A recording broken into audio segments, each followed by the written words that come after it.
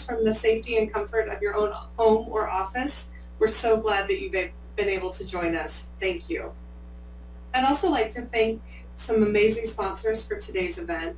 They've all gone above and beyond to help produce our first face-to-face event. Flash Photo Video, Latest Craze Productions, Sonesta Suites Scottsdale Gainey Ranch, and Vermilion Events and Design Group. Thank you all for your sponsorship. We truly appreciate you and everything you've helped us accomplish. I would also like to invite everyone to our next two events. On November 19th, we are holding a complimentary virtual networking event and restaurant series, Chippin', Dippin', and Sippin', hosted by Enchiladas. It's going to be great fun and some great raffle prizes. Registration for this is now open. We'll hope you'll join us. And on December 11th, our 10th annual MPI HSMAI Hospitality Golf Tournament is being held at Stone Creek Golf Club with an 8 a.m. shotgun start. Registration for this event will open soon. Please stay tuned. And guess what? We're bringing our cute #HospitalityStrong pineapple face masks back by popular demand. Be watching for an email with a link to purchase and support our chapter. If you're a member and your dues are due for a renewal, or you're not yet a member, HSMAI is offering a very special discount to join HSMAI for 6 months for $150. If you're interested, please visit our website at hsmai-az.org. This special deal does end on October 31st. And now I'd like to pass it over to Lauren Herod, our Director of Education, who's going to introduce you to a couple of our awesome members and then introduce our speaker. Thank you and have a wonderful meeting. Thanks, Lori. So we are trying to stay true to our normal or past way we host the meeting. So this is when we would do a member spotlight. Typically, we ask our guests to put their business cards in a bucket and we pick them out and give them the floor for a few minutes. And so we are going to stick with that, and we are going to introduce Carol Dunsmore, who is with the Next Great Event, and she is virtual and going to give us a member spotlight.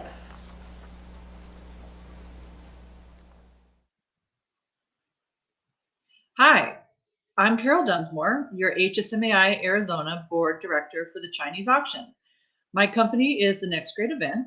We're a full-service conference management and meeting planning company headquartered here in Phoenix. We celebrated our 14th year in business over the summer, and we just completed our first multi-day virtual conference about 2 weeks ago. We had over 2,500 attendees from all over the world for a 5-day virtual conference. And now as we start planning our 2021 events for our clients, they're definitely asking about hybrid, so I'm really excited to hear what David has to say today.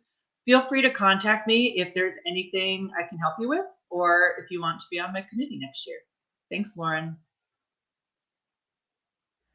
So in person, we have Ryan Thomas with the Residence Inn Courtyard by Marriott Phoenix downtown, and he is going to say a few words. Ryan? Hello, everybody. I'm going to take it off for just a second so you can hear me a little bit better. My name is Ryan Thomas. I'm the Senior Sales Manager at the Residence Inn Courtyard by Marriott Phoenix downtown. We're a dual-branded high-rise property right in the heart of downtown Phoenix. With over 7,000 square foot of flexible meeting space, and as everybody's asking, high-speed internet access for those hybrid events. So if you need anything or just want to chat and have some fun, give me a call over at the Residence Inn, and stay tuned on LinkedIn for our Friday funnies that we send out every week. Thanks, Ryan. So we're going to jump into our presentation now. Our presenter today is the Creative Director and founder of Vermilion Events and Design Group. This nationally recognized meeting and events firm is known for its prowess in combining logistics and creativity. A native to Arizona, David takes over his over 30 years of hospitality, meeting, and event experience and shares it with the world by planning everything from award-winning award shows, destination weddings, to National Association annual conferences. A tireless supporter of the little guy, David spends his time mentoring students, interns, and new businesses to help the next generation succeed. As a public speaker, he is sought out for his energetic and straight-to-the-point presentations. You can also see David and his trend-setting ideas on his reoccurring design style segment on the award-winning Arizona morning show, Sonoran Living. Please welcome the fabulous David Twigger.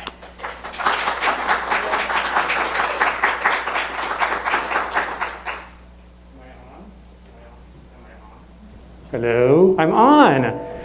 So exciting. Look, there's people out there. It's so exciting. It was the craziest thing this morning. I actually had to pick out pants, and I really wasn't ready to do that. It's so long. The last call I had with clients, you get used to it, and everything was fine. And like the neighbors had their landscapers come, so I had to close the window. So you get up to close the window. And there were my boxer shorts for the whole committee. Awesome. I'm so excited that everybody's here. Thank you to our virtual folks who are here as well, everybody who's here live. Everybody's worked very, very hard to kind of make the hybrid work. I'm going to start with a couple housekeeping tips. So those of you who are virtual, please use the chat, not just for questions, but to chat. Like make comments on what I'm saying. I can see the chat, so I can see you there. Pamela just mentioned something. Jeremy asked as well. So go ahead and post those questions and just chat amongst each other. Make some comments on the topics that I'm doing and we'll catch those. I have my little person in the audience who's going to help me do that, which is great. And then a few other housekeeping tips as far as we'll start in here for the PowerPoint presentation. And then we're going to go outside to finish it up with some Q&A and things like that. And we have a great lunch for everybody as well who's here live. And one thing that I'm going to go through really quick is we're going to have everybody say it with me. So I'm going to repeat after me is, yes, they are going to send the PowerPoint slideshow. So everybody stand up real quick. So everybody stand up who's in the room. If you're at home, just raise your hands because we know you're not wearing any shorts or anything. And repeat after me. Yes, they are going to send the PowerPoint slideshow. Right? So we all know, because there's a lot of information here. Some of it's just long and boring, but it's very, very important information. So you can go ahead and sit down. Sorry. This whole stand up, sit down. It's kind of fun. There's a lot of information on some of the slides, so I'm going to review just a few bits of it. And so don't worry about taking some notes. You can if you want, but you're going to get the entire slideshow with all of the information in there, and you won't have to worry about kind of moving that through. So with that said, we're going to go ahead. Did I go through all of my notes? I made lots of different notes that I was going through because if you all know me, I make lots of changes and things like that. So now you might be thinking, yes, right, virtual hybrids, it's usually death by PowerPoint. And like I just said, yes, it can be, but that doesn't need to be. Now there's good news that recent advances in virtual and hybrid meeting technologies have become game changers. And we're going to go over some options of things to do. But we're going to really quick take our first poll. So Chris is going to go ahead for our virtual attendees and click on polls. And for the people here live, I'm going to go ahead and just read it out loud. How many of you are zoomed out? Like zoomed webinared out? Almost everybody. Ray is so gracious. He's not raising his hand, but that's okay. Ray the DJ is here. He's like one of my mentors and icons, so everybody just pay attention to it. Ray says, thank you, sir, for being here. We're all kind of zoomed out. There's just too much. And there are some changes. The nice thing with hybrids is that you're actually going to increase some attendance and some abilities and opportunities with the hybrids that we can do it and we can do it safely. For those of you who are virtual, the Sonesta Suites has done an amazing job. Each chair here has their own separate table. Everything's been sanitized, the entire room before they came in. They have individually wrapped pens. They have individually wrapped masks. They have some alcohol wipes and a cleaned bottle of water so they can sit and relax nice and easy, which is great. With that first poll, then we're going to go ahead and we're going to get into this long PowerPoint, but it's going to be very, very exciting, lots of information, and we'll have some fun at certain times. So before we start talking about how to hybrid, obviously we need to talk about what is a hybrid. We all know what a virtual meeting is. It's meeting events. It's when people around the world, regardless of location, can go ahead and use their computers and do a virtual piece. A hybrid is where you have an equal size location and attendees who are part of the virtual experience. And the big point is that you have the sync content and you have the same experience as much as you can for both virtual and your in-person attendees. We're going to start with, everybody gets excited when we say hybrid, so we need to go ahead and start that there are some disadvantages to being virtual and hybrid events. And the first one is obviously the digital distractions. We've all been there We do the Zoom, you've got craziness, you've got your Facebook to check, you've got kids, you've got pets, you're bored, you have to use the restroom, you want to get a snack, your favorite show comes on, there's a new Kardashian issue, I don't know, something like that. So you've got your distractions that happen on there, and that's definitely something you have to make sure you're a part of and keeping everybody engaged through the whole thing. Measuring impact is a big thing. People don't realize that when you have meetings, events, even a wedding, you're really supposed to have goals of how you want it to go, how you want the results, and what kind of information you want from that meeting, what information you want your attendees to get from that meeting. And a lot of times that doesn't happen. And in the beginning, virtual meetings, you really didn't have a way to really get those results. And that's changed, and we'll talk about that. And technology failure, obviously, is the big one. We all know this guy, Frank the failure. It just doesn't work. Lauren had it happen yesterday, right? She, in front of her boss and her boss's boss, are like, you have the best internet. So she was the one who was supposed to give the presentation for virtual, and nothing worked. Not to point it out, sorry. Right, sorry. But it's there. But there's not really an excuse. There's things that you can do to kind of go over that. It's going to happen, though, so that is definitely something that you need to be aware of. And that's why you need to make sure that you don't just do a Zoom, that you actually are working with a production company. If you've noticed, there's quite the setup because, you know me, I was like, well, we can't just have one setup, we have to have two. So we're going to start in here with a full setup with the cameras, the live feed, the streaming platform, and then we're going to move outside to the exact same thing. So it's definitely something you need to be there to watch. So the advantages for the hybrid meetings that are going on, you can reach a larger audience, which we know. You can actually have people who want to come in person, and you can still have that piece. When we all go back to live events, we're very, very excited about it. Don't lose the hybrid component, because there's always people who can't attend. Same thing I pointed out for the social events. Right now, if grandma can't attend and something happens, or there's a part of the family who can't take 6 kids and bring them over to the wedding, stuff like that, these new hybrid options make it so you can watch a ceremony, you can watch a first dance, you can watch your keynote speaker, you can show off some of the things that are going on. So don't lose that when we go back to live events. Embrace some of the facts that are on there. Overcoming meeting space limitations, that's a big thing right now, is how do you that's why we had to cap the in-person today. And it happens anywhere. If your ballroom normally holds 500 people, you can't hold 500 people anymore. But if you still want to have your event and you can hold 100 people in that room, and you can have your virtual attendees, you can still throw that event. And that's what we're trying to do, is one step closer to getting back to what we all want to do for a living. I love that somebody asked, are they going to send the PowerPoint presentation? Really? I love that. I'm not going to call you out, whoever asked that, so it's great. No problem. Poor registration numbers. Even when we go back to having live events, we're not really sure who's going to be able to attend, who's going to feel comfortable attending. You may self-distance and physically distance in rooms, but I've seen some meetings that have been done, which is great that they're doing them, but if I'm in a room and there's still 300 people, it may be a large room, I still get a little odd. It's still safely done, but when you do that, if you still have your hybrid, your virtual portion to that, it's still a very, very important piece, which is great.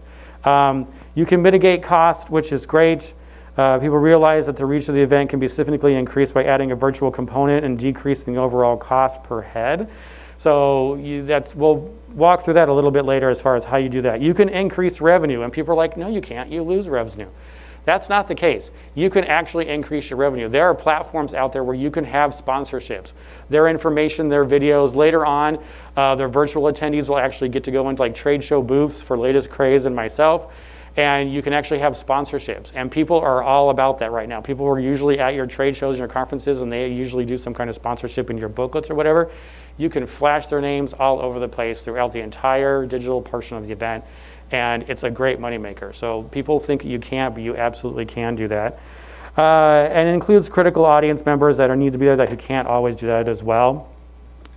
Getting your clients and stakeholders on board, the big piece is you need to anticipate what their objections, their needs are. So if you're pitching a hybrid event and they're like, we just don't feel comfortable, try and find out what they're really upset about. Is it because they feel like the costs are too much, they can't afford the production, or we can't get enough people in there?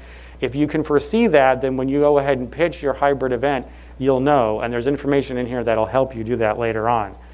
The how to attract sponsors and stakeholders, this is like one of the large slides we'll go on there. You can go ahead and increase engagement, add more voices to the conversation, you gain some revenue, You can, if you do it right, lower the cost because you don't have some food and beverage, accommodation, travel costs, so you can kind of balance that out, which is a wonderful, wonderful piece.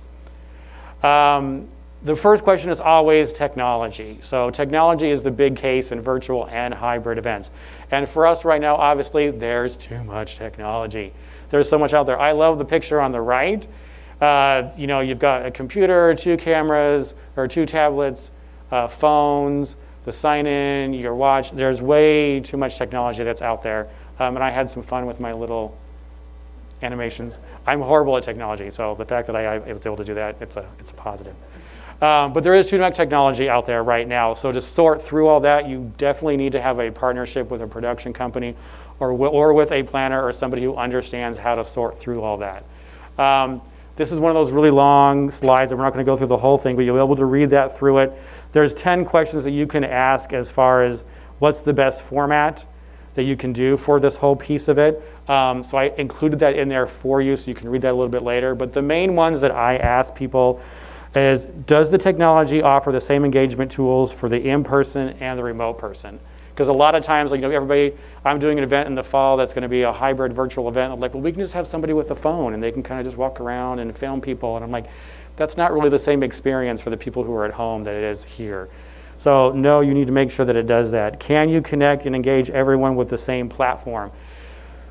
There are now, instead of like just 2 or 3 platforms, about 127 platforms where you can go ahead and engage for hybrid events. And there's some of them that you cannot do certain things on. Even the one that we're using today, Hopin, which I really, really like, they still have a little ways to go as far as how to split screens. Those of you who are virtual question answers know that you have to actually sign out of one piece and sign in again to be like a virtual presenter.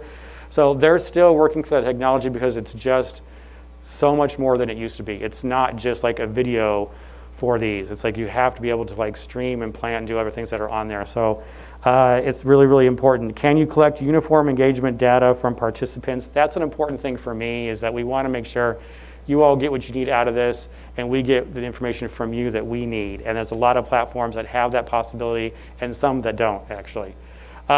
If you want to and go through and sort through a lot of the ones that are out there, there is the 2020 Meeting Technology Buyer's Guide. Just type that in. And again, this will be on the PowerPoint that you're going to get sent to everybody. That you can go ahead and look through. And it's all very, very, most of them are on there. There's big descriptions that are on there. So it's an excellent guide just to kind of sort through the technology that's there.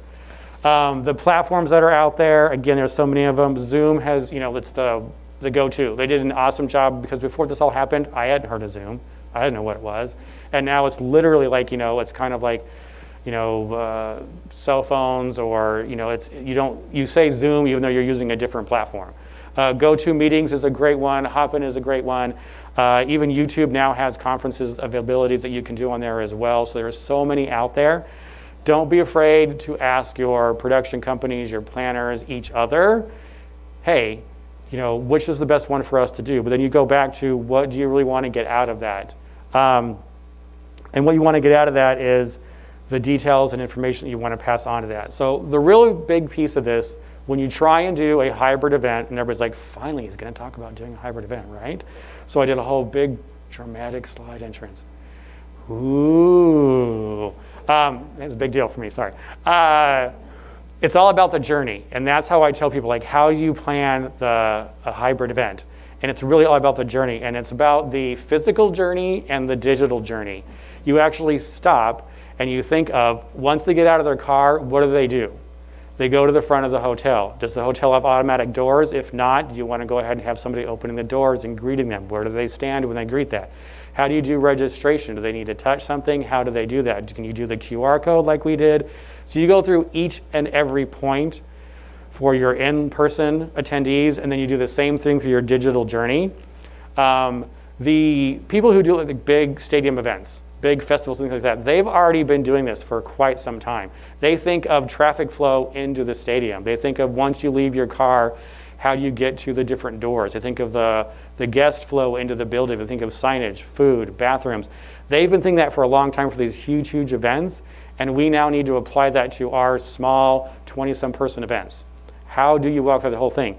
And the same thing, Ray, because it stuck in my head what you said earlier, the same thing for our social planners. If you're involved in a social event, you need to do the same thing. Before we didn't. It's like, okay, they show up, they're going to come down to the ceremony, they get some food, but now you need to walk through each step of how they do that. For this, and I apologize because it shrunk a little bit, and that's my bad. For this event, we did the same thing. So we went through the physical journey of what everybody is going to do. So we talked about the entry, cute little feet.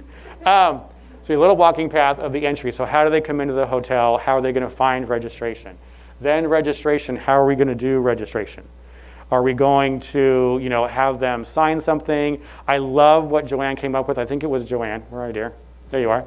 Of having everybody bring old name tags. And somebody's here, who was it? I think is it Holly? How old is your name tag? 1985, and I love that. We all have old name tags and stuff like that. Obviously, it's a different company. You don't want to, do that piece of it. But I think it's a lot of fun because we all have like the banners and the old lanyards and things like that. So we did QR codes for the menus, how to register, to buy raffle tickets. You had to think of each and every piece. The networking, how do we do that? So in person, obviously, it was masks. We did it outside where everybody could physically distance. For the virtual, we actually had the networking rooms, which was great. And you can pop in and out of those. You can invite people to individual chats, which is a big thing because most of them you can't. You're just in a room. And then once you get like 5, 10 people, and you get somebody like Ryan who's really loud, takes over the conversation, it's not so much as much fun. But with Hop-In, you can actually be in that room. You're like, hey, I went ahead and I saw Lauren. I'm going to go ahead and click on her. And you invite her to her own little chat, and you guys can just kind of chit-chat. And you jump back in the room, and you kind of network, which is great. Again, it's that balance of in-person and virtual experience. The food and beverage service, Sonesta has done an amazing job of how they're going to go ahead and serve the foods, and you're all going to see, especially virtual, you're going to see a little video from the chef as we transition outside, and then we'll learn everything that they did. It's about the acrylic dividers. It's about the path that they talk about when they're doing food and stuff, and we'll go over that in just a little bit.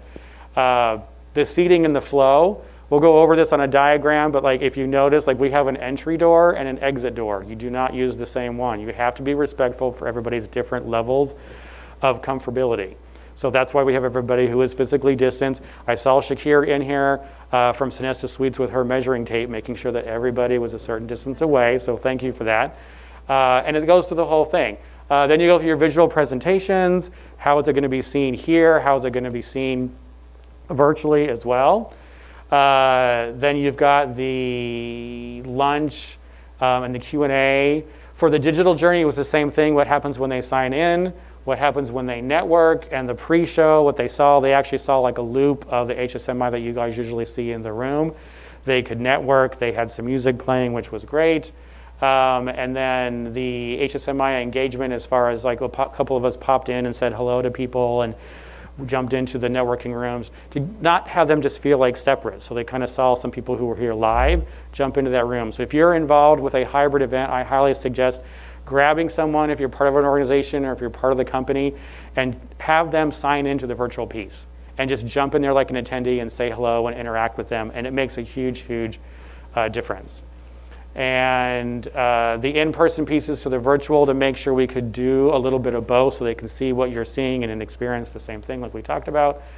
The transitions, so when we all get up and we go outside, we don't want them just to sit there and see like a screen, so we're going to play the chef video, and then they're going to be involved in some speed networking, which is you go into that separate speed network room and it just automatically assigns you to one other person, and you get, it's like speed dating, you know what that's like, right? And we go through and you guys kind of just intermingle with somebody else and you kind of jump into someone else, which is great because, you know, we always with these organizations try and get people not to be in their cliques. And this way you have to talk to the person who comes up on your screen, which I think is great. When you're kind of going through your whole journey, you kind of have to look at through the mindset of everybody that's there. You have a huge diverse demographic that's going to be trying to come in either virtually or in person to your events. We're not going to read everything that's on here. Again, this is one for you to read later on. But there are traumatized society. There's parts of society that's just not really comfortable, so you have to be aware of like what they're thinking. As far as when you put out your information, we are taking these safety precautions. Like people are like, you know, I don't want to come in kind of, but we're doing this, this, and this kind of piece. There's consumer spending of how they're trying to do that. a new appreciation for normal life, so you can have people outside enjoying themselves. Somebody mentioned earlier, like, it's so beautiful outside, which it is. Like, they want to grab a book and a glass of wine and just enjoy themselves, and that's what you want for your hybrid in-person piece of it. I forget what's next. Oh, so once you do that, then you can start combining everything. You have your virtual in-person venue, the camera equipment, the technical expertise. You have the event platform. So it's not, if everybody knows this or not, so we can have a raise of hands. And then those of you who are digital can type something into the chat and say yes or no. How many think that the platform is the same as streaming? And don't be embarrassed if you raise your hand. Oh, come on, you're all experts. Really? So a lot of people say, like, we're going to go ahead, we're just going to do this on YouTube, or we're going to go ahead and just put this on Zoom. But you still need like a streaming, you still need like a platform like Hopin to do all the fun things that you want to do. So you have to make sure that it's separate and understand how they're going to work together. And then you want to make sure that the ability at home is going to be the same experience. When we talk about the hybrid and virtual events, the state of, there's some revealing unknowns that are on here. I wasn't going to go through all of these, but we can go through some of them. There's some misguided expectations of what they're going to experience before they do. There's live, semi-live, and scheduled presentations, and this affects the platforms who still haven't mastered what we all want. Like, I asked the guys, so Latest Craze Productions are my go-to production guys, and I asked a ton of them. Chris knows. I yell at him all the time. And I'm like, well, why can't I do this? Like, well, I want, like, a split screen, and I want 5 people to be able to be talking, and they can just jump in. He's like, it's not quite there yet. So the technology is developing, but it's not quite there yet. So ask a ton of questions, and take the time to sit down after you have your first meeting with technology and write down some notes, because you're going to forget some of those things because you're going to take them for granted because you're not used to thinking about it. When you get back into live events, you're like, okay, well, somebody comes up and they speak. And Lauren's like, well, I'm really loud, so I don't need a microphone. I'm like, yeah, but they want to see you, so you need to be in front of the camera. So you want to go ahead and come up to the camera portion of it. So you need to kind of combine all of that that's on there. And I put that on there for Demesio, who's like in the other room running the whole thing. Video editing is not included in most of the proposals. So everybody's like, we're going to go ahead, we're going to send Lori's video, which was great. We didn't have to do any editing. But sometimes like people send it like they need to be tweaked. They're like the audio's awful, or the lighting's awful, or we need to add some graphics and things like that. Keep that in mind that they can edit those and kind of combine some videos, so it's not just one long one, but it's like an additional step. So just keep that in mind. Woo, more animations. I love that. It was really late last night and I had some wine. So, then there's some trends that are really, really fun and really, really exciting as far as what goes into the hybrid events. And I'm excited about this because we're doing it for some of like the annual celebrations, some nonprofit celebrations that are going virtual. We're doing like some promotional packaging. You can actually send them like celebrations in a box, or a meeting or a summit in a box. And it can have them information, it can have a mask, it can have some fun like squeezy stress toys, some branding, things like that is really, really exciting. A lot of people are doing like the sip and paint or a wine tasting where you actually have people like, go grab this wine, or you can send them like little bottles of something. All those fun things though, that people who are live can also do something, the same thing that are going on at digital at home, which is a very, very exciting thing. You can do scavenger hunts. I think Allison's here. Experience Scottsdale did a scavenger hunt on one of their FAM digitals that we did. It was so much fun. Everybody ran around the room and their own rooms, and they had to find the 5 C's, which was great. And you think you couldn't do that, but like obviously cotton, most people had like t-shirts on. The cattle was interesting, what people found to run and grab a milk. So there's a lot of things you can do. Gamification. I think we've got the amazing Jeremy from Karma on digital here, and they do some great game shows that are really, really fun to watch. So it's a really, really a good thing to see that whole piece of it. Comedy hours, entertainment, all those things are trends that you can do where it's inviting and entertaining for both hybrid, in-person, and your virtual pieces. Now we get into like the physicality of actually doing a hybrid event. And what you want to look for is, I was always super creative, and I'm sure a lot of other people are. Like I would have loved, like before, like this, the one on the left, this ornate, really great ballroom to do an event, and it's got a lot of style and like very, very unique. But it's got these giant walls on the side. You can't expand. You can't move your seating out. You can't do changing in the videos and stuff like that. Even the pretty one on the bottom is very lovely. It's neutral. But if you notice, there are stairs on the side and like these columns and holes and stuff like that. If you need to expand and do individual seating and you need to change your AV, that's not really going to work. So you need to kind of, you have to make it work with what you have. You have some wonderful rooms. This room we normally would have set long ways, but then you would have had to have multiple screens and the cameras and stuff, and it just wasn't right for our virtual attendees. So we set it this way, which was great. But now, normally I would never have picked the one on the top right. No offense to the Hilton, Minnesota, because that's where it is, or Minneapolis. But now I want that big square empty room, because then I can change my AV, I can change my seating, I can change the way that they come in and out of the room, which is very, very, very important.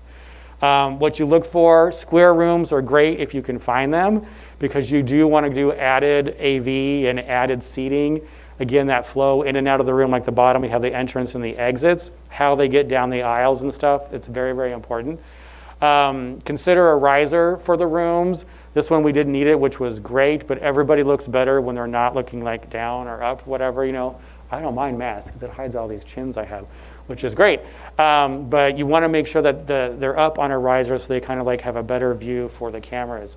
Larger screens most likely are needed because instead of 100 people being that close, you're going to have them spread out possibly. And so you need a little bit larger screens or maybe some side panels or side plasmas. Plasmas are so easy to do nowadays, so you can actually have big ones off the side if you've got a wider area and you can't just do a full screen setup. Sound system is very, very important. Mostly for smaller meetings, you're able to do speakers like this, and it's great for the sound. But now if you have these really large rooms that you're not used to having a full, huge sound system for 100 people or 50 people, you need to think again because they are farther out. I just did a meeting for 22 people, and that hollow square took up an entire section of the ballroom at Desert Ridge because it was so long because they were so spread out. And so we had to do microphones that Chris actually got for me, which was great, and more speakers on the other side. And for 20 people, I'm like, we don't need all that. Yes, you do, so make sure you stop and think about that. Consider outdoor when you can, which is always a good thing. And when you do seating, this is the whole thing that's big to me. So this is just like a theater seating because I grabbed this piece of it. But instead of 90 seats, now for the way that they want you to physically distance, it's only down to 20. And then you do the same thing for if there's couples, possibly for a social event or some of the people know each other. You have to think of the flow in and out of the seating as well. The nice thing is that there are tools out there. I use All Seated because they have the amazing physically distanced tool. So you can do your diagram, you click on that tool, you set up your parameters, whether it's 6 feet or 8 feet or whatever. You click on the physically distanced tool and it will come up with these little red check marks and these little red lines, meaning your tables aren't right. You have to move the chairs around and they can alternate the tables and stuff. And it's a great tool, and more diagramming softwares are using things like this. But it's an incredible tool because especially if you're doing theater seating or you have multiple kinds of seating in a room, you just don't know. You can do the little lines and measure and stuff like this, but now if you think you have it, you click on this and boom, in real time, it changes it for you, which is great. So there are tools out there that are becoming more and more up to date for the things that we need for our events. What's the most important part of a meeting or an event? Quiet. Quiet. Even somebody virtual, I'm watching, I can see the chat, everybody. So Joanne posted in the chat, thank you. So, that's a close number 2, so yes. But what's the most important part? It's a fun answer, so come on, everybody. What do you look for when you go to an event?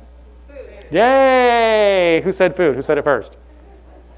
Whoever said it first, was that Holly? You're first in line when we go have food today. That's good. It's definitely all about food.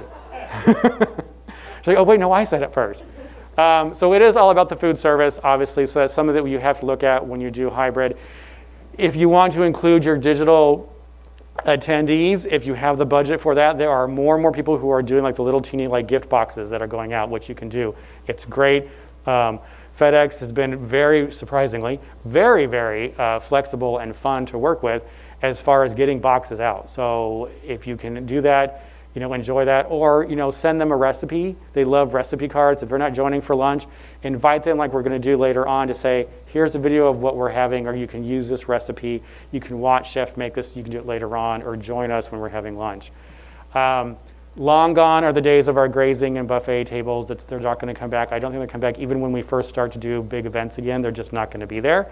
It's going to be more, oh, that's my dessert display. It's going to be more the pre-box, the pre-made items like that.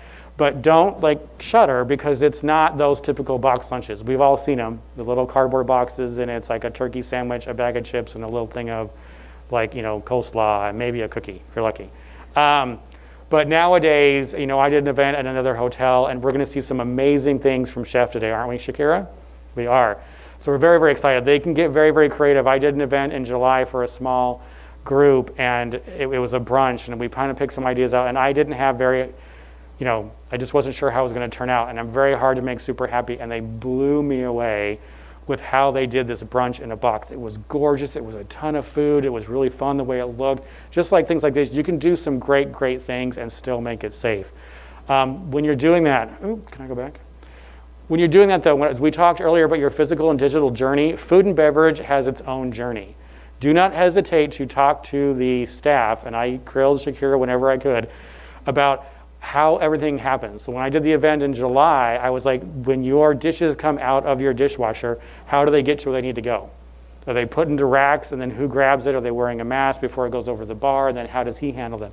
Same thing with the food display. Same thing with how are they filling up water? You can put a bottle of water, let them finish it. How do you do that? There are safe ways to do that. You just have to look at those steps and look at that path. And there's some information that will go out with this as far as what that path is. There's the acrylic dividers that you'll see, and those pieces and stuff like that. So they're there, but just follow along. And again, don't hesitate to ask your hotel contacts, your venue contacts, industry organization contacts. Follow those procedures in that journey. That's important information. And again, like I said, it's all about the journey. It's all about the touch and the feel, wherever they're going to touch, wherever they're going to connect with each other. And don't forget your virtual attendees. And I think, so some best practices for creating a captivating virtual and hybrid events. So you'll love this animation. It never worked. The boost anticipation with pre-meeting surveys, ask them questions, get the people who are digital involved. Gain your audience attention with a fun icebreaker poll, which we started off the poll, which was great. Tell some stories, which is very, very important to make it. See, it didn't work. It was supposed to bounce to each line. It was adorable. But storytelling is important because it kind of makes it more personal. You can actually gain information, and you kind of make that piece of it. And then add compelling visuals. I'm not all that technical, so I did some animations. That's great. But we'll see some other ones. You can incorporate some videos and watch those as well. We had some looping videos for our virtual attendees, which was great. And then this is a very boring slide, but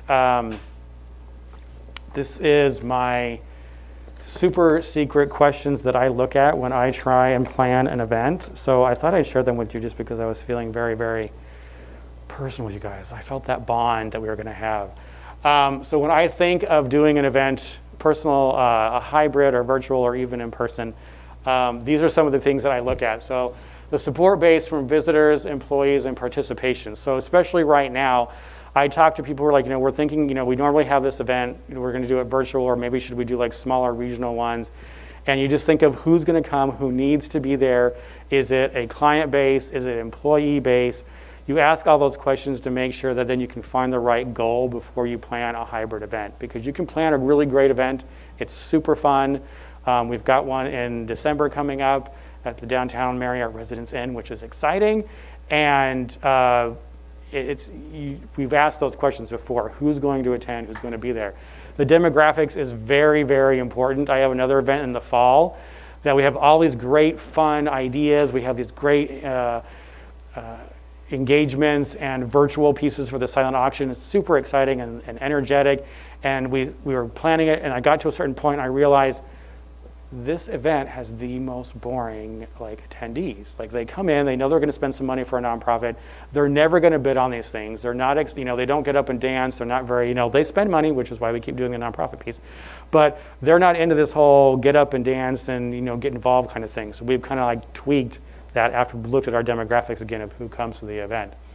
The current health status is it's not just local. If you have people who are traveling around, we all have to do this. I'm sure Allison can speak to that and the other CVBs. We have Visit Mesa here, right? Yeah? Yes, sir. When you're trying to get people from out of state, it's not just like Arizona. You have to think of what they have to go through to get here, to go back. Do they have to, quarantine? It keeps changing. When it's all going away, you still want to think about that because for a while, I'm going to say most of the year. How are we on time? Oh, I am over. We're almost done. The current health status is you're still going to have to think about this one before you go through. What outcomes do you want to have? Building design and infrastructure is very, very important nowadays because you're going to want to spread out. You want outdoor pieces. Do they have furniture? This is all donated by the Sonesta Suites. They pulled it from everywhere they could so you could all have your individual chairs and tables, which was great. Revenue versus cost, which is always a thing for meetings. And then working with your existing partners, especially innovation and technology nowadays is great. So the last poll that's on there, I think I skipped a couple, but the last poll is who needs to be more flexible? So if you want to get to the last poll, so who needs to be more flexible in the future? And the question is, go back down. Venues, locations, production companies, or planners? So let's go ahead. We have all the pieces up here, which is great. So who do you think needs to be more flexible in the future as far as hybrid and live events coming back? So raise your hands if you think it's the venue and / locations. 1, 2, 3, 4, okay. I appreciate that from our hotel peeps and our venue peeps. The production companies. Thank you, Ray. And I'm sure my production was like, what? You guys are very flexible, so I'm not talking about you. That was my answer. And then planners, which obviously I also think is a big thing. So very, very true. It looks like online, most of it is the venues and locations with a close second with the production companies. I agree, I'm asking that just because we're all in this together. This is a global problem. Our industry was woefully unprepared for what's coming. Nobody could have expected it, but I feel that we didn't communicate enough beforehand where we need to do that now. If we're going to survive and thrive, we need to make sure that we are talking to each other more than ever. That's my big message. If you're a vendor and you never used to, if you're an offsite caterer and you never used to talk to the chef at a hotel, talk to him now. You both are facing some of the same options. The hindrances and stuff like that, as far as how do we get displays and stuff like that. So talk to people you don't normally talk to. Find out what they're going through because you can help each other out more than you can actually believe that. I work with a lot of locations and we have to remember that, hotels can no longer put 500 people in that ballroom. So they can't charge us the same food and beverage minimum. And you're not, I know. But as a planner, we can also expect the fact that they're not putting 500 people in that ballroom anymore, so we can't ask for free things anymore. We can't ask for all these discounts and stuff. We can still ask, but you have to understand that it's both, everybody who's involved is being affected by this. And I think really that's it for this part of the portion. So thank you for the proposal. We're going to go ahead now, and those of you who are virtual, I keep looking at the screen, but you're there. Go ahead, we're going to play the video from the chef, and then you can do the speed networking as we transition our folks live. Grab your items and stuff, and go ahead, and you saw all the cute chairs outside, and make sure this is the exit door down here. And head out there, and we're going to sit down there, and we're going to do some Q&A and some other quick fun pieces from production and from the hotel. And then we're going to feed you and have a little bit more fun. So thank you for this part, and we'll see you outside.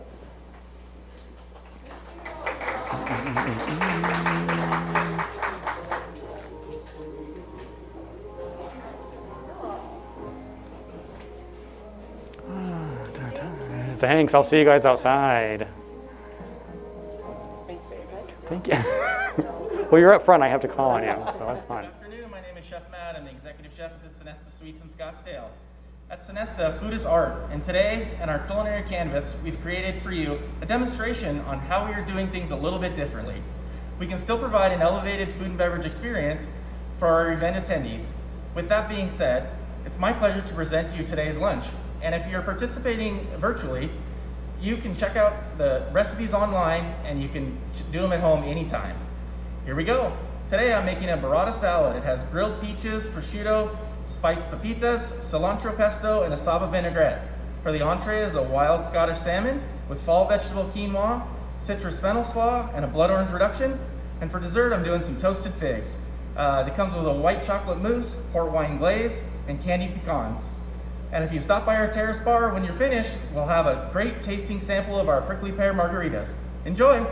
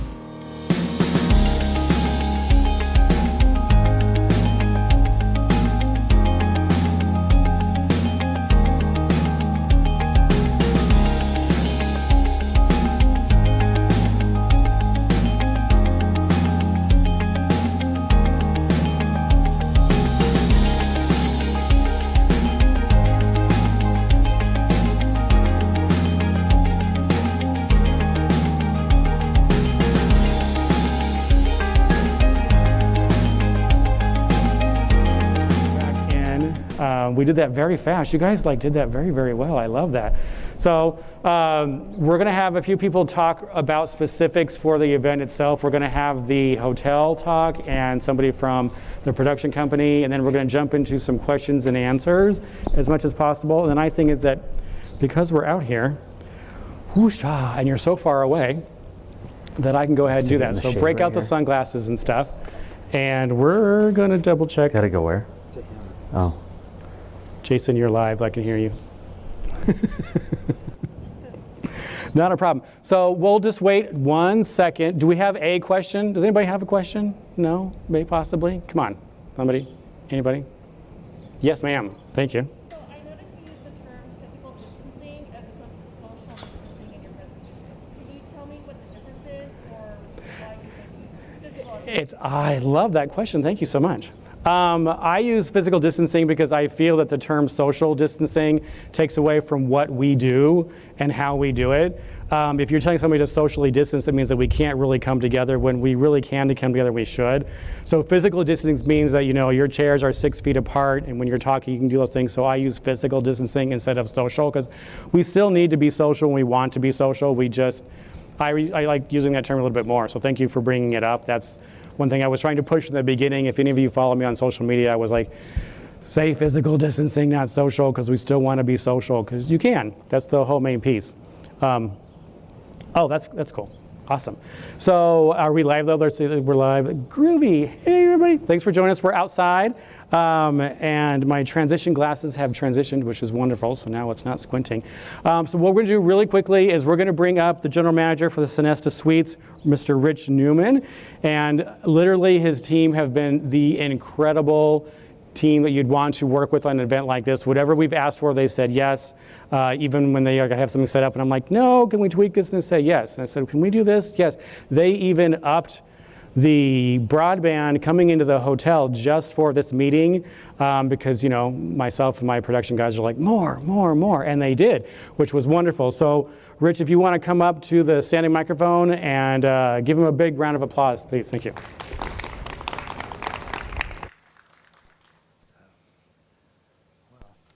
Here I am. Hope you enjoyed your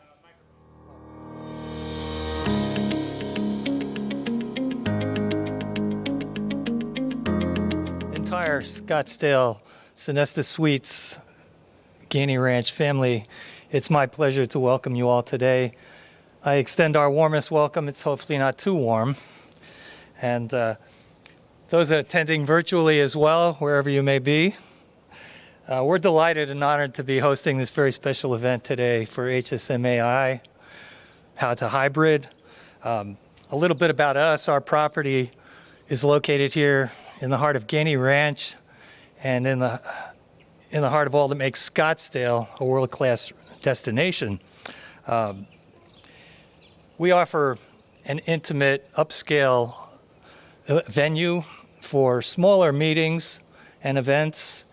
And as you can see, with a variety of indoor and outdoor venues that lend themselves to a lunch or a meeting or a town hall or anything you may think of. So we're proud to be part of Sonesta's growing portfolio of resorts. We have recently added 22 new full-service properties in Canada, Puerto Rico, and throughout the United States. Sonesta is in a growing spurt right now. We've been part of the Sonesta family now for 2 years, since October 2018.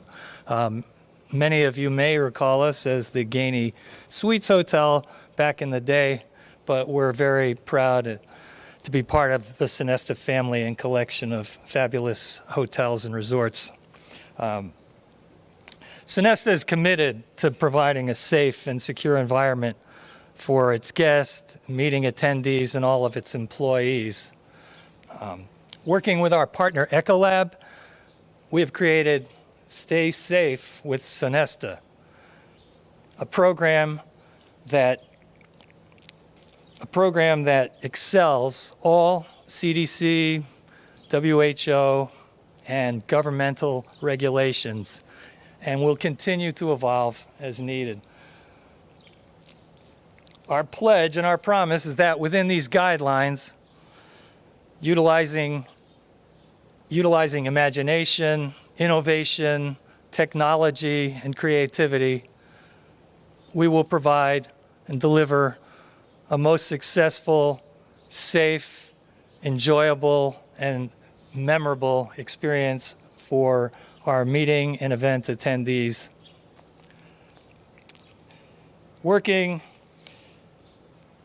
today in the back, in the back of the house, the people, the unsung heroes, are our team, Chef Matt, his crew, our sales and events team, Shakira Hellenic, Kara Mason, our front office, Nicole Youngquist, our chief engineer, Dustin Ank, a lot of people that you don't see that make things happen here, that create and make our absolutely wonderful, fabulous team. So if you could thank them today, as well as all these folks here with HSMAI who are making this happen, my applause and thanks. Today we have a lovely lunch for you after this event. Our chef Matt has provided a very interesting and elevated food and beverage experience for you that's done a little differently, but I'm sure you're going to enjoy it. And you'll have an opportunity to sit around here and enjoy the ambience of our oasis-like courtyard. And last but not least, of course, is behind us is our resident mixologist, Cheryl, who has prepared a refreshing prickly pear margarita sampling, a sampling, of course, realizing we all have to work and drive. But having said all that, I don't want to tie things up for too long, but I do want to thank you profusely for being here today, and to HSMAI for giving us this wonderful opportunity. And I hope we all come away from this having learned more and are ready to deal with the future and what it may hold for us. So thank you again and welcome.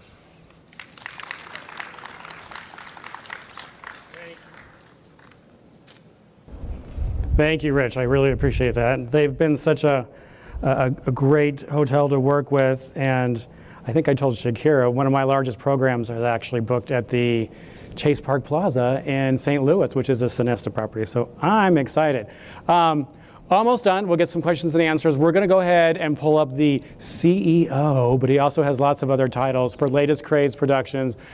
He's the man that I give the hardest time to ever, and he takes it. So he's such a nice guy. I travel with the company, and I can't stress enough how important it is to have a relationship with a production company. Big company, little company, lighting company, DJ company, have those relationships because they're the ones who kind of save your life when you need different things to happen. And the whole crew I absolutely love working with. So Jason, if you want to come on up, that would be great.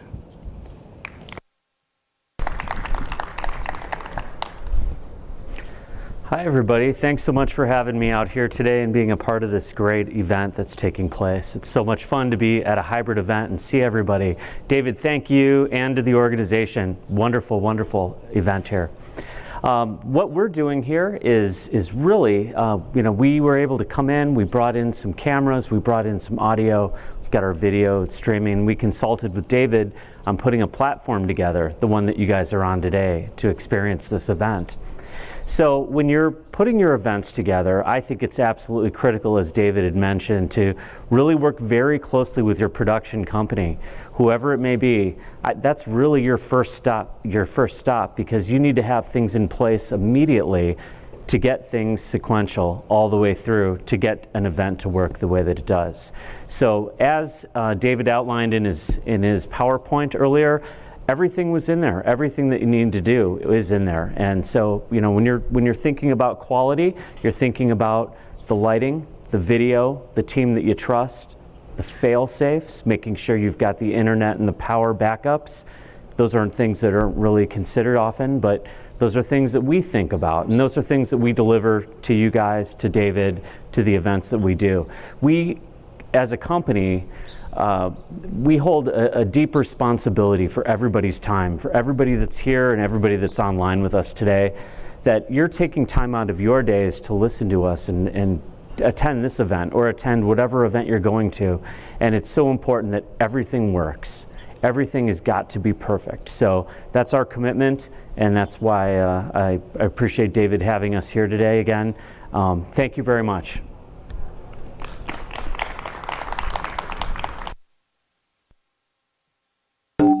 Ooh, don't walk in front of the speaker, David.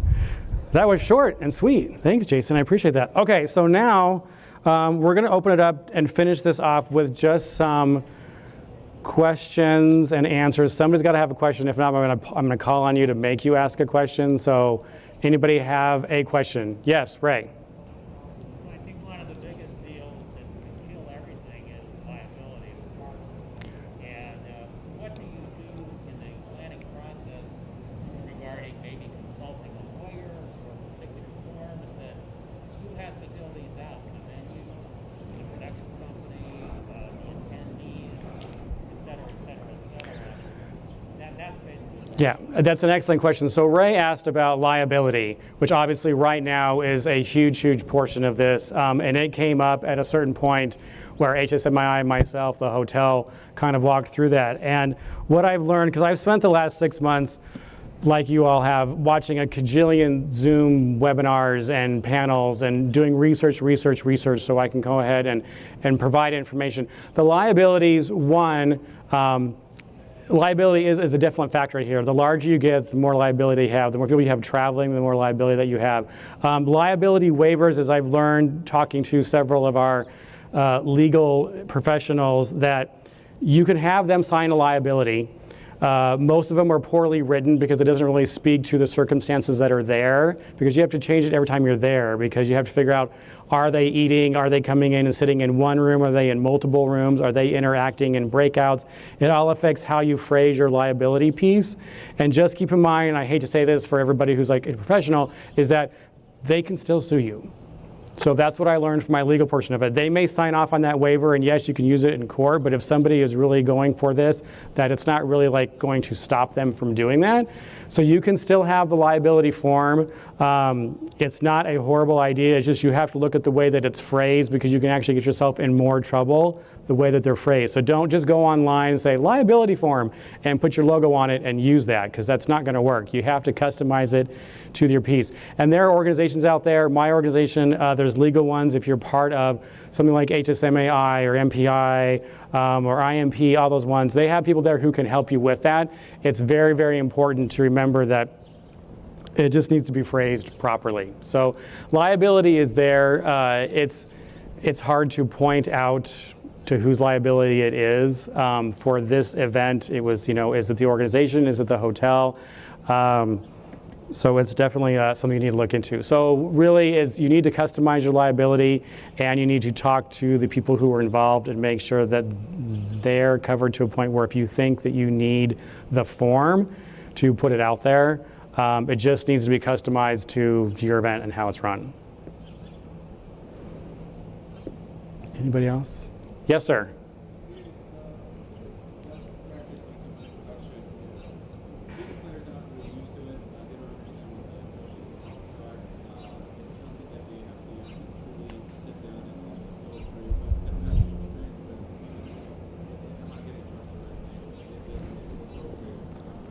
And so his question was, what's the best practice as far as working with production? Because obviously there are differences in production. There's a lot of equipment involved. Why do I need this? Why do I need this kind of piece of it?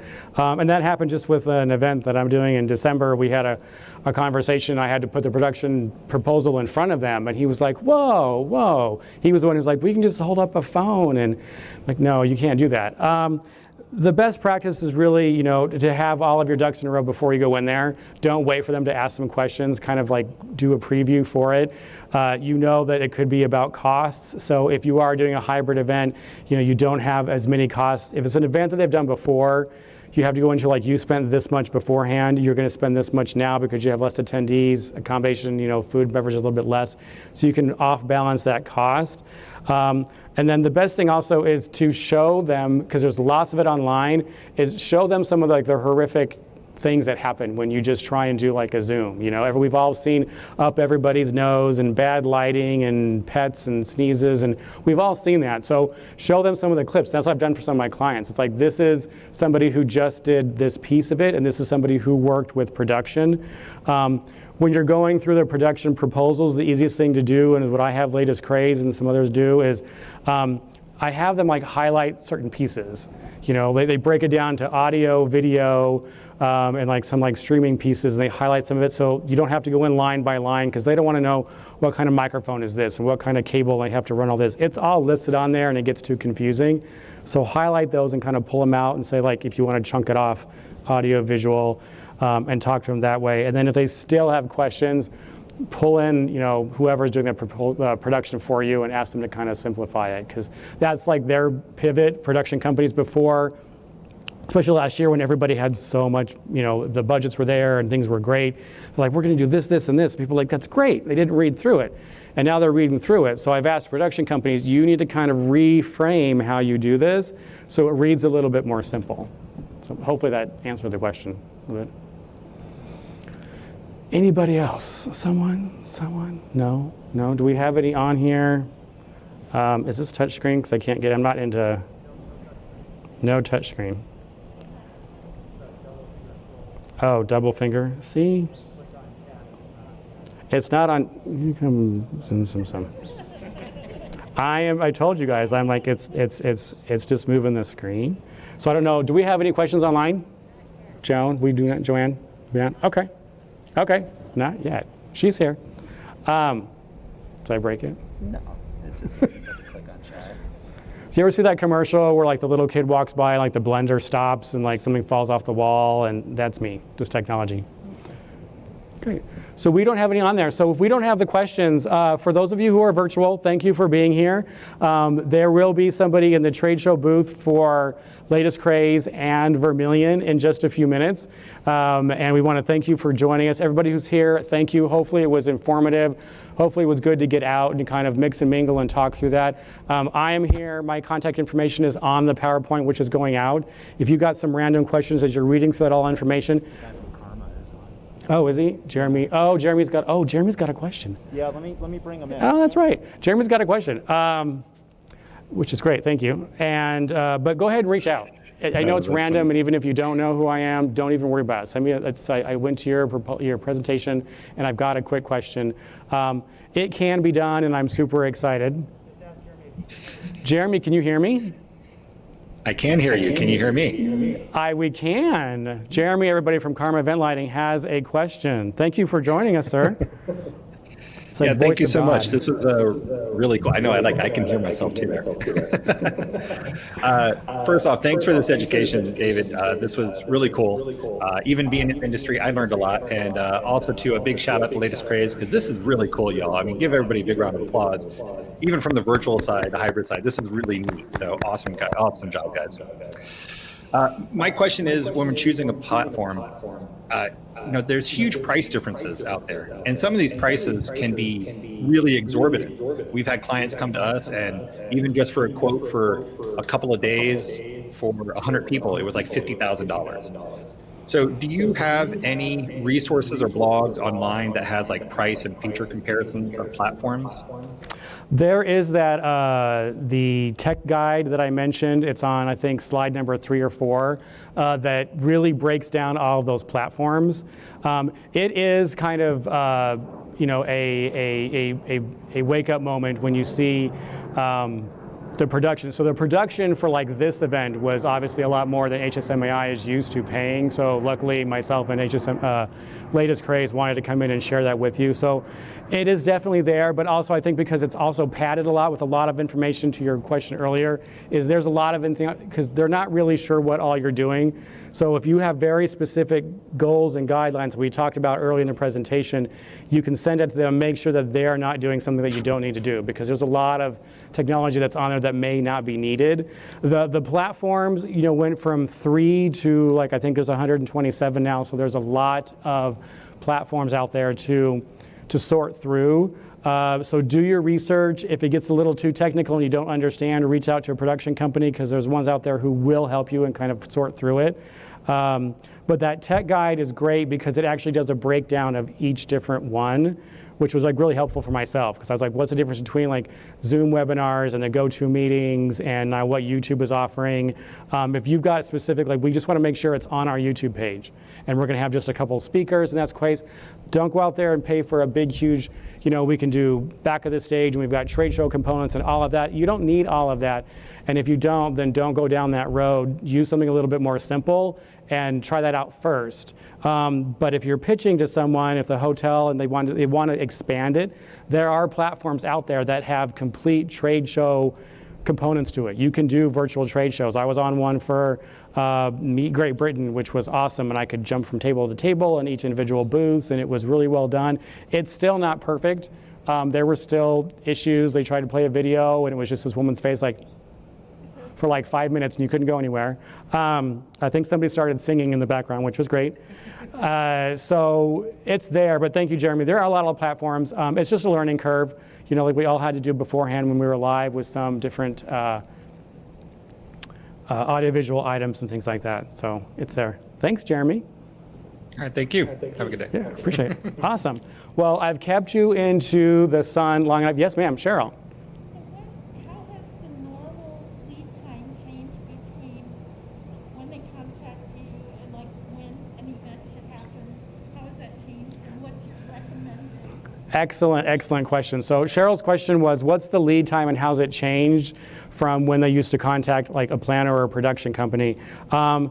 It's changed a little bit because they're all, a little bit more anxious than they used to be. And you need that extra time because beforehand, those of us who have been doing this for a long time, if somebody came to me and says, I've got, like a 50-person meeting and we've got 2 days and we have a couple breakouts, we need a lunch and offsite activities, I can do that like in an hour. I'm like, boom, boom, boom, here's some more pieces, like done.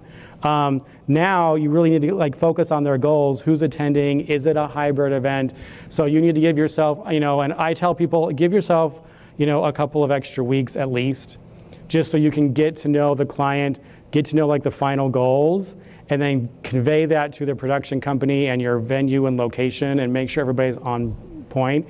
Because everybody was like really good at what they did and everybody could like, throw it out. Like the hotel could be like, yes, okay, we've got this room, we can set this up classroom, we've got our projector, do you need audio? No problem, done, talk to menu and stuff like that. So give yourself a couple extra weeks, especially if it's something new to you, just to kind of get that extra information out there and combine it so you don't have, some different questions. Because, we do this several times and even, the last couple of days, Latest Craze and I walked through that journey a couple extra times and we even caught some things that we didn't catch the first time. We have people like, are they going to feel comfortable touching a podium if we leave it up here? So that's why we have a separate microphone for everybody else. Little things like that you need to catch up on and, what are they going to see online and can they dial in? All those extra questions. So definitely a couple extra weeks if possible. Yeah. Anybody else? Melting. Awesome. So I think we're ready for lunch, right? So, oh no, wait, Jerry and Joanne are going to come up and close out on the HSMAI side. You got some great things for lunch. I'm actually going to go jump on another speaking engagement, but I will be here afterwards when you're eating. Thank you so much for being here and participating. I loved being here. Thank you, HSMAI, and Lauren and the whole board who had me come on. Thank you, Latest Craze. Flash, who's here? Are you here? He was here. Taking photographs and stuff, and obviously to Sonesta Suites, you guys have been great. So thank you very much.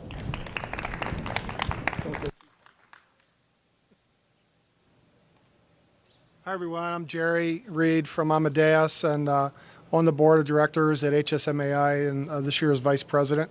Thanks again for all being here. First I want to bring up Joanne and Becky or whoever's going to help with the raffles. Yeah, come on up. Why not? And then David, don't go too far. Yes, sir. Sponsors, we want to have you come up in a second. So Rich and David, all the other sponsors here today, we'd like to recognize you.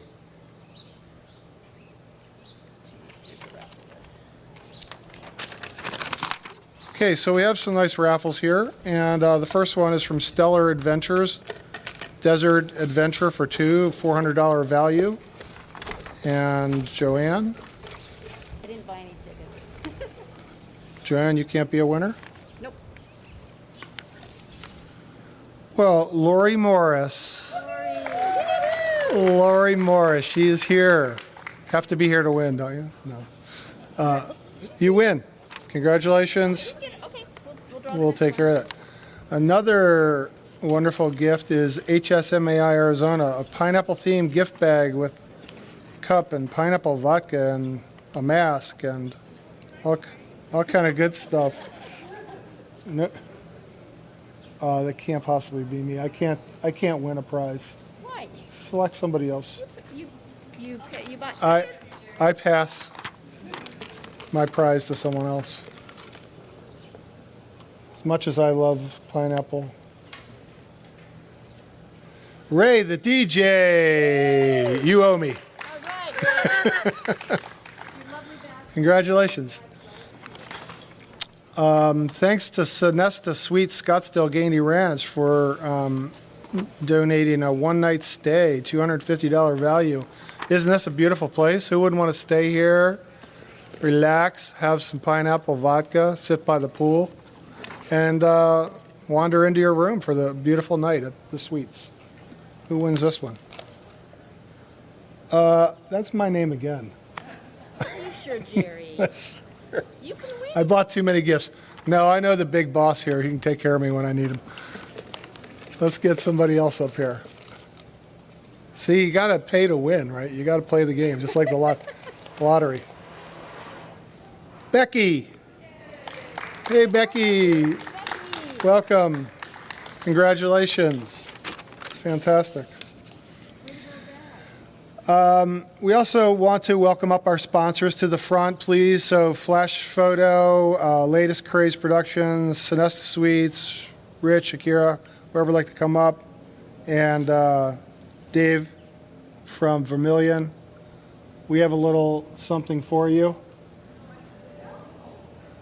Thank you for all that you do.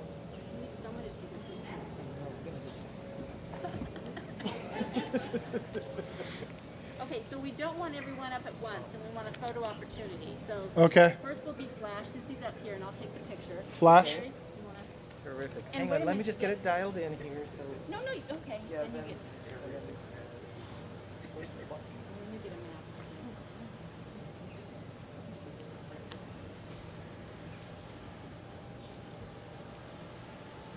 All right. Okay, ready? 1, 2, 3, smile. I am smiling. Oh,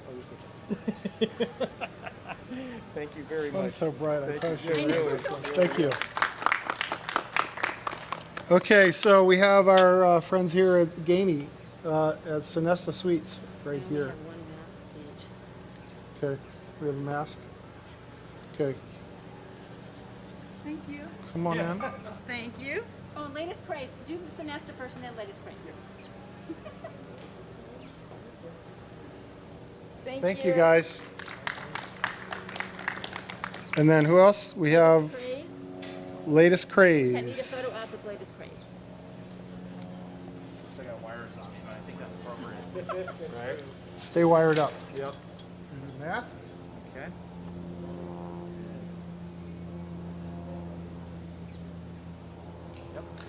Thank you. Now David, is David around? And David? I said don't go too far, David. Oh. He's speaking. Oh, he's speaking in the other room. All right, well, we'll thank him and we'll get that to him. And we want to thank all of you for joining us here, whether you're in person or virtually. Please be sure to check out our website at hsmai-az.org for upcoming events. Our face masks are available. If you see some of them around here, pick one up for yourself. We also have a membership special. But more than anything, thank you all for your time today. It's so nice to see these smiling faces that I haven't seen in a while. Please stay safe out there and stay healthy, and we'll look forward to our next time when we're all together.